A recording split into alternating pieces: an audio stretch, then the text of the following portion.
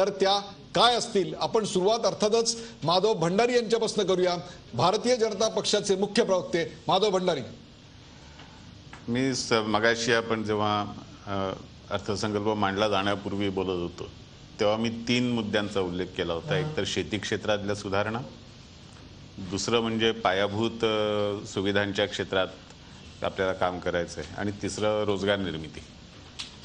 आपल्याला या तिन्ही क्षेत्रांमधल्या ज्या अपेक्षा होत्या त्या अपेक्षांना या अर्थसंकल्पामध्ये प्रतिसाद दिलेला बघायला मिळतो.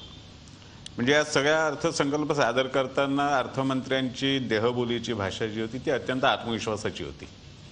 कुठल्याही प्रकारचं दडपण त्यांच्यावरती होतं असं काही दिसलं नाही. आणि त्यांनी एक शब्दप्रयोग जाणीवपूर्वक केला, ऑब्स्ट्रक्टिव्ह एन्व्हायरमेंट, याचा उल्लेख त्यांनी केला. पण त्याचा सुद्धा परिणाम आपल्यावरती होऊ न देता आम्ही अर्थव्यवस्थेला योग्य दिशेने नेतोत याचा आत्मविश्वास त्यांच्या बोलण्यामध्ये होता. आणि शेती क्षेत्रापासून त्यांनी सुरुवात केली. मला असं वाटतं की बहुधा गेल्या अनेक वर्षातली ही पहिली घटना असेल की अर्थसंकल्पाच्या मांडणीची सुरुवातच शेती क्षेत्रापासून केली गेली. जवळपास 28 मिनिटं पहिली ते शेती क्षेत्रावर बोलले. आणि शेती क्षेत्र आणि ग्रामीण भागातल्या पायाभूत सुविधा, ग्रामीण विकासाचे अनेक मुद्दे, या सगळ्यांवरती जो काही खर्च करण्याची तयारी या सरकारने दाखवली, याच्यामध्ये जो पैसा गुंतवण्याची तयारी बजेटचं पूर्णपणे स्वागत करतो. तुमच्या पूर्णपणे या अर्थसंकल्पाचं मी अत्यंत आनंदाने स्वागत करतो. आणि मला एक समाधान आहे की ग्रामीण भागामध्ये शेती क्षेत्रामध्ये काम करणाऱ्या आमच्यासारख्या कार्यकर्त्यांची अपेक्षा या अर्थसंकल्पाने पूर्ण केलेली आहे. आपल्यासोबत राम भोगले आहेत, उद्योजक राम भोगले. राम भोगले, या बजेटवरची आपली पहिली प्रतिक्रिया. मी असं म्हणेन की हे पहिलंच बजेट असं आहे की जे इंडियाविषयी बोलत नाही, हे भारताविषयी जास्ती बोलतं. वाह, क्या बात. आणि इंडियाविषयी बोलत नसताना इंडियाकडे दुर्लक्ष केलंय असंही नाहीये. उद्योग क्षेत्राकरता अनेक टॅक्स रिफॉर्म्सच्या माध्यमातून, प्रोसिजरल गोष्टी सुलभ करण्याच्या माध्यमातून उद्योग क्षेत्रालाही भरभक्कम पाठिंबा या बजेटमधनं मिळेल असं दिसतंय. पण शेती क्षेत्र किंवा ग्रामीण इकॉनॉमीच्या संदर्भात पहिल्यांदाच जवळजवळ 80 लाख रुपये प्रत्येक ग्रामपंचायतीला यावर्षी त्यांच्या बजेट करता मिळणार आहेत. या बजेटच्या माध्यमातून अतिशय चांगलं पाऊल आहे. आपण बजेट मांडायच्या आधी, अर्थसंकल्प मांडायच्या आधी चर्चा करत असताना वारंवार असा उल्लेख केलात की जवळजवळ 75,000 कोटी रुपयाचे ग्रामीण अर्थव्यवस्थेला चालना देणारे प्रोजेक्ट्स या सरकारने थांबवले होते. प्रश्न असा आहे की ग्रामीण अर्थव्यवस्थेकरता ज्या प्रोव्हिजन्स केल्या जातात किंवा एकंदरीतच सोशल याच्याकरता ज्या प्रोव्हिजन्स केल्या जातात त्याचा वापर किती इफिशियंटली होतो. दुर्दैवाने पाण्याच्या संदर्भात असं म्हटलं जातं की केवळ 37% पैसा हा योग्य ठिकाणी पोहोचतो, किंवा सबसिडीजच्या संदर्भातही असं बोललं जातं की फक्त 30% सबसिडीजच योग्य ठिकाणी पोहोचतात, बाकीच्या सगळ्या सबसिडीज या वाया जातात किंवा अयोग्य व्यक्तींच्या हातात पडतात. मला असं वाटतं की ग्रामीण अर्थव्यवस्थेकडे लक्ष देत असताना डायरेक्ट डिस्बर्समेंट ऑफ सबसिडीज हा जो काही उपाय शोधून काढलेला आहे शेतकऱ्यांच्या हातात, थेट शेतकऱ्यांच्या हातात, मग ती फर्टिलायझरची सबसिडी असेल, हातात नाही खात्यात, हा शेतकऱ्यांच्या खात्यात, हा जो काही सरकारने उपाय शोधून काढलेला आहे आणि आधार कार्डाचा उपयोग करून लोकांच्या सबसिडीज त्यांना देण्याचा जो काही सरकारचा प्रयत्न आहे, मला स्वतःला असं वाटतं की केवळ बजेट एन्हान्समेंट या रुरल सेक्टर करता एवढंच नव्हे तर ते योग्य पद्धतीने वापरलं जाईल आणि योग्य लोकांच्या खात्यात जाईल याचीही व्यवस्था सरकारने याच्यातनं केलेली आहे. मी स्वतः या अर्थसंकल्पाने करता या सरकारचं आणि अर्थमंत्र्यांचं मनपूर्वक स्वागत. चंद्रशेखर टिळक, आपण आधी म्हटलं तसं मोकळेपणाने सांगायचं म्हणजे आत्ता देशाच्या अर्थव्यवस्थेसमोर जे संकट आणि संधी ह्या दोन्हींचं अत्यंत योग्य संतुलन लागणारं आणि केवळ या वर्षापुरता नव्हे तर पुढच्या 3 ते 4 वर्षांचा विचार करणारा असा हा अर्थसंकल्प आहे. आणि वेगवेगळ्या माध्यमातून आत्ता ग्रामीण अर्थव्यवस्था आणि ग्रामीण आणि शहरी भागामध्ये जाणवणारी महागाई यांचा वेगवेगळ्या पद्धतीने केलेला मुकाबला आहे. मग ती कुठे रिमोट भागामधले एअरपोर्ट आणि एअरस्ट्रीप सुरू करणं असेल, रस्त्यांसाठीची वाढ असेल आणि सगळ्यात महत्त्वाचं म्हणजे ट्रान्सशिपमेंट सारख्या मुद्द्यांचा केलेला उल्लेख असेल.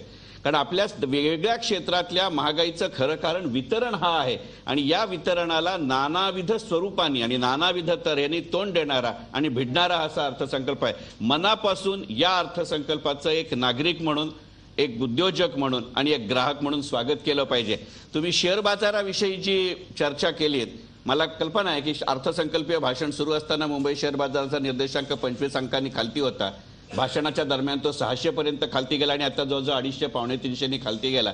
पण याचं विनाकारण टेन्शन घ्यायची आवश्यकता आहे असं मला वाटत नाही. मुळात शेअर बाजाराची एक सवय असते की तो ताबडतोब आणि टोकाची प्रतिक्रिया देतो आणि अर्थसंकल्पाच्या दिवशी निर्देशांक खाली यायचा गेल्या 17 वर्षातला हा 16वा प्रसंग आहे. त्यामुळे त्याचं फारसं नियोजन करण्याचं काही कारण आहे असं ह्या त्या क्षेत्रातलं मी असतो तरी सुद्धा मोकळेपणाने सांगेन, पूर्णपणाने मोकळ्या मनानं या अर्थसंकल्पाचं स्वागत केलं. हेमंत राठी, बजेटच्या सुरुवातीला जसं एक व्यापार उद्योगाची जी अपेक्षा असते की सिम्प्लिफिकेशन आणि इन्फ्रास्ट्रक्चर या दोन्हीवरती म्हणजे रोड घ्या, रस्ते, रेल्वे, एअरपोर्ट याच्यावरती प्रचंड मोठ्या प्रमाणावरती खर्च होतोय आणि ज्याच्यामुळे जे 13 ॲक्ट जे 50 कोटीपेक्षा जास्त कमी रेव्हेन्यू येत होता ते 13 ॲक्ट अबॉलिश करतात. रिटेलर्स करतात, रिटेल व्यापार, FDI फूड करतात, अशा बऱ्याचशा गोष्टी ज्या आहेत ज्या आमच्या मनातल्या अर्थमंत्री बोलत होते. आमच्या मनातल्या गोष्टी उद्योजक फ्रेंडली असा अर्थसंकल्प. आपल्यासोबत जयराज साळगावकर आहेत, ज्येष्ठ अर्थतज्ञ जयराज साळगावकर. आपली पहिली प्रतिक्रिया या बजेटबद्दल. भारतीय जनता पार्टी ही उजवीकडे चाललेली पार्टी आहे, राईट विंग पार्टी आहे. परंतु ॲक्च्युली हे जे बजेट आहे हे एखाद्या लेफ्ट विंग पार्टीने केल्यासारखं आहे. आणि ज्योती बासू जर का बजेट करते तर ते असं करते. हे कॉर्पोरेट सेक्टरच्या फारसं बाजूने नाही पण ग्रामीण भारताच्या बाजूने, गरिबांच्या बाजूने. आणि हा गोड धक्का दिल्याबद्दल आणि BJPचं ड्रीम, पॅशन आणि डिझायर हे ग्रामीण भागाची आणि शेतकऱ्याची चिंता करणार असल्याबद्दल मला मनापासून आनंद होतोय. तुम्हाला शब्दात व्यक्त करता येत नाहीये. आपल्यासोबत मानसिंग पवार आहेत. मानसिंग पवार आहेत, आपली पहिली प्रतिक्रिया. असं आहे की स्वातंत्र्यानंतरच्या पहिल्या बजेटमध्ये हे जे बजेट हे पहिलं बजेट आहे की ज्याच्यामध्ये इंटरनल ट्रेडच्या बाबतीमध्ये एखाद्या अर्थमंत्र्यांनी उल्लेख केलेला आहे. त्यामुळे ह्या बजेटचं निश्चितच स्वागत करायला पाहिजे. त्याचबरोबर जो अर्बन एरियामध्ये जो आज ट्रॅफिक कंजेशनचा जो प्रॉब्लेम सगळ्यांना भेडसावतो आहे त्या दृष्टिकोनातून मोटर व्हेकल ॲक्टमध्ये त्यांनी काही चेंजेस जे सुचवलेले ते काय चेंजेस सुचवलेले ते नंतर कळतीलच, परंतु मला असं वाटतं की ही अत्यंत स्वागतार्ह गोष्ट आहे. तिसरी गोष्ट जी आहे, ग्रामीण भागाचा सगळ्यांनी उल्लेख जरी केलेला असला तरी ग्रामीण इन्फ्रास्ट्रक्चरवर सुद्धा यांनी फार मोठा भर दिलेला आहे. त्यामुळे ह्या बजेटचं निश्चितच आपण स्वागत करायला हवं. या बजेटचं स्वागत करावं लागेल अशी प्रतिक्रिया सर्वप्रथम पहिली जी माझ्याकडे आली आहे ती म्हणजे या बजेटचं स्वागत करावं लागेल. आपल्यासोबत महाराष्ट्र चेंबर ऑफ कॉमर्सचे अनेक उद्योजक आहेत, ते अनेक विषयातले पारंगत आहेत. त्यांच्या प्रत्येकाकडे आता जाऊन आपण एक एक प्रतिक्रिया घेऊन त्या त्या भागांवर चर्चा करणार आहोत. या भाषणाच्या सुरुवातीला अर्थमंत्र्यांनी 9 गोष्टींचा उल्लेख केला की ज्याच्या आधारावर हा अर्थसंकल्प किंवा ही अर्थव्यवस्था उभी आहे. त्याचा उल्लेख मी पुन्हा एकदा आपल्या सगळ्यासाठी करतो. तो म्हणजे शेती आणि शेतकरी, ग्रामीण क्षेत्र, आरोग्य, शिक्षण आणि कौशल्य वृद्धी, पायाभूत सोयी सुविधा, आर्थिक क्षेत्र, व्यवसाय सुलभता, सरकारी निधीचा अत्यंत योग्यपणे केलेला वापर आणि कर पद्धतीतला सुधार. यातल्या पहिल्या भागातल्या केलेल्या तरतुदींबद्दल, त्यासाठी दिलेल्या फोकसबद्दल आपण बोलूया आणि ते म्हणजे शेती आणि शेतकरी. याचं कारण आज ग्रामीण भारतामध्ये जो सर्वात मोठा प्रश्न असेल तो दुष्काळाचा आहे. ग्रामीण अर्थव्यवस्थेची चालना हा महत्त्वाचा मुद्दा आहे. ग्रामीण रोजगार थंडावला आहे, त्या रोजगारामध्ये वृद्धी हा एक मोठा सवाल आहे. याच्यावर या अर्थसंकल्पामध्ये नेमकं अर्थमंत्र्यांनी काय केलंय? चंद्रशेखर टिळक. 2-3 गोष्टींचा या दृष्टीने विचार करावा लागेल की मगाशी ज्याचा उल्लेख माधवरावांनीही केला आणि भोगले सरांनीही केला की सगळ्यात पहिल्यांदा या क्षेत्रासंबंधातल्या खताच्या जे सबसिडीचा मुद्दा होता की ज्याच्यावरनं साधारणपणे नेहमी राजकीय गदारोळ उठायचा, ती योग्य माणसाच्या खात्यात जाईल अशी व्यवस्था केली आहे. पहिला मुद्दा. दुसरा मुद्दा, कृषी क्षेत्राशी संबंधित विशेषतः गेल्या काही वर्षात आपल्याकडे जो जन्माला आला होता की कृषी क्षेत्रातली बरीचशी उत्पादनं ही आपण कमोडिटी मार्केटवरती खेळत होतो आणि त्याच्यामधल्या विविध प्रकारच्या करांमुळे शेतकऱ्याचंही नुकसान होत होतं, ग्राहकाचंही नुकसान होत होतं. तर त्या संबंधातल्या कररचनेमध्ये एखाद्या ट्रेंडच्या विरुद्ध जाऊन करात करण्यात आलेली वाढ ही मला सगळ्यात महत्त्वाची गोष्ट वाटते.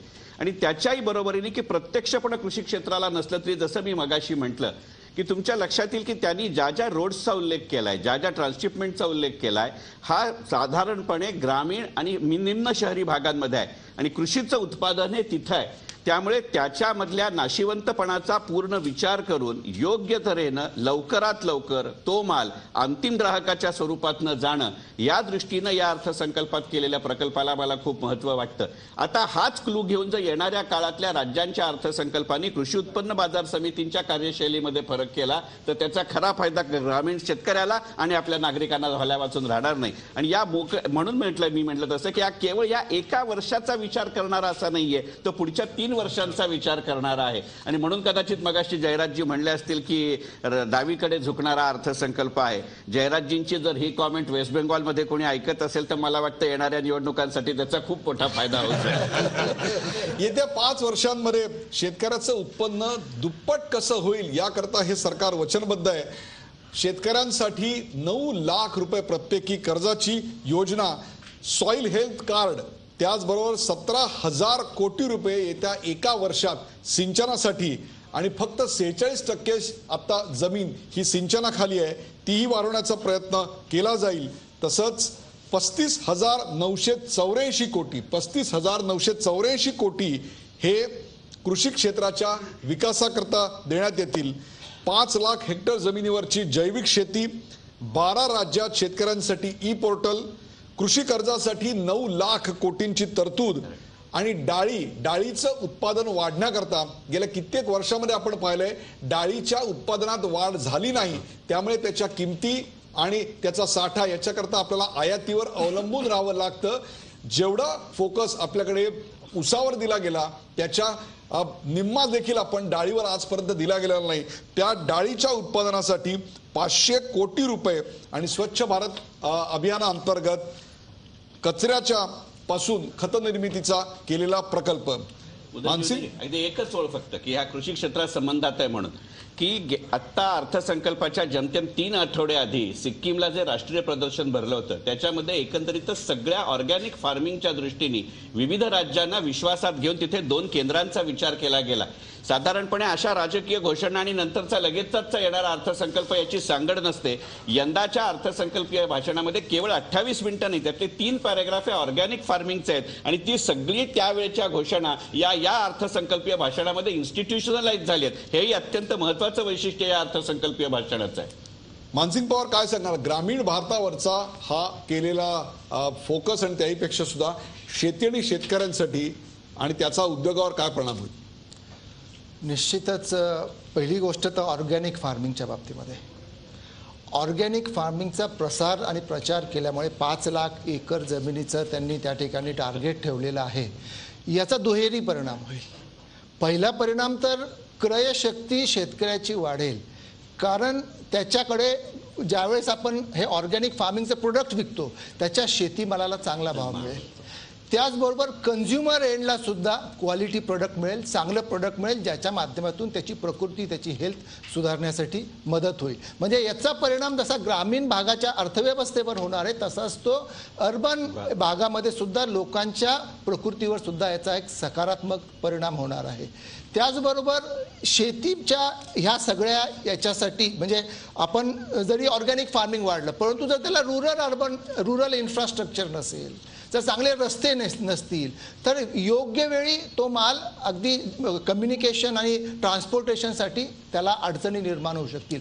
त्याच्यामुळे ग्रामीण इन्फ्रास्ट्रक्चरवर सुद्धा जो त्यांनी भर दिलेला आहे त्याच्यामुळे निश्चितच मला असं वाटतं की शेतकऱ्याचा एकंदरीत त्याच्यामधून लॉंग टर्ममध्ये त्याचा फायदाच होईल. याच्यामध्ये राम भोगले, 5 लाख मनरेगामधून 5 लाख बंधारे बांधून तिथे शेतीसाठी लागणारं पाणी अडवलं जाईल, किंबहुना भूजलाची पातळी ही अधिकाधिक उंचावण्याकरता हे सरकार प्रयत्न करेल. ग्रामीण भागामधल्या रस्ते सुधारण्यासाठी एक सेपरेट बजेट ॲलोकेट करण्यात आलेलं आहे. या सगळ्याचा कुठेतरी उपयोग किंवा फायदा हा ऑटोमोबाईल सेक्टरला होईल काय आणि त्यात काय परिणाम होतील? निश्चितच होईल. आपल्या गेल्या काही वर्षात झी 24 तास रहा एक पाऊल पुढे.